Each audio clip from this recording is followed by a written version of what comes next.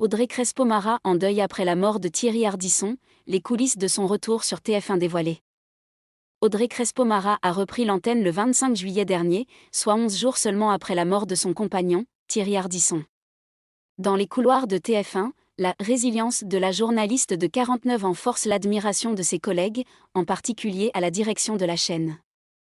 Le 25 juillet dernier, Audrey Crespo-Mara faisait son retour aux commandes du 20h de TF1, 11 jours après la disparition de son époux, Thierry Ardisson, emporté par une longue maladie. À la fin de son journal, la journaliste de 49 ans, émue, s'est adressée à ses collègues de la chaîne, mais aussi aux téléspectateurs. « Permettez-moi de remercier les équipes qui m'accompagnent ici, à TF1, pour leur précieux soutien », a dit Audrey Crespo-Mara, particulièrement digne, en dépit du drame qui l'a touchée. Et merci à vous pour vos messages, si nombreux, en hommage à l'homme en noir. Son retour, si rapide, force l'admiration de la chaîne. En particulier d'Éric Monnier, le directeur de la rédaction de TF1, qui a salué, samedi, dans Le Parisien, le professionnalisme de la présentatrice. Audrey m'a énormément impressionné, le directeur de la rédaction de TF1 salue le courage de la compagne de Thierry Ardisson. Je ne sais pas si on peut déjà parler de résilience, mais Audrey m'a énormément impressionné par son professionnalisme malgré l'épreuve qu'elle a vécue, explique le chef de la rédaction de la chaîne au quotidien. C'est elle qui a souhaité revenir rapidement à l'antenne. Nous avons évidemment respecté son choix.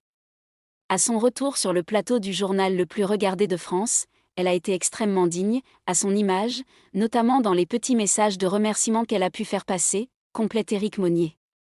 Le premier JT d'Audrey Crespo-Mara après la disparition de Thierry Ardisson a attiré 4,8 millions de téléspectateurs, souligne Le Parisien, permettant à la chaîne de battre son record de part d'audience annuelle pour un vendredi, en captant 32,7% du public qui était devant son écran. Ce ne sont pas des perdreaux de l'année, à TF1, le professionnalisme de Jean-Baptiste Boursier et Amélie Carrouer ne fait aucun doute. Après la disparition de Thierry Ardisson, le 14 juillet dernier, ce sont d'autres visages du groupe TF1 qui ont remplacé Audrey Crespo-Mara à l'antenne. Anne-Claire Coudray a décalé ses vacances, Jean-Baptiste Boursier, débauché de BFM TV en 2023, a assuré la présentation du 20h le 18 juillet, tandis qu'Amélie Carrouer, figure de LCI, a pris les commandes du 19 au 20 juillet. Nous avons la chance de bénéficier du vivier de notre chaîne d'information en continu, que ce soit avec Jean-Baptiste ou avec Amélie, explique au Parisien le directeur de la rédaction de TF1, touché par la solidarité dont les collègues d'Audrey Crespo-Mara ont fait preuve, après le décès de son célèbre compagnon. Ils y animent des tranches, des débats, avec beaucoup d'informations et de précisions. Ce ne sont pas des perdreaux de l'année. Nous savions qu'Amélie serait parfaite pour la remplacer au pied levé. Article écrit en collaboration avec 6 médias.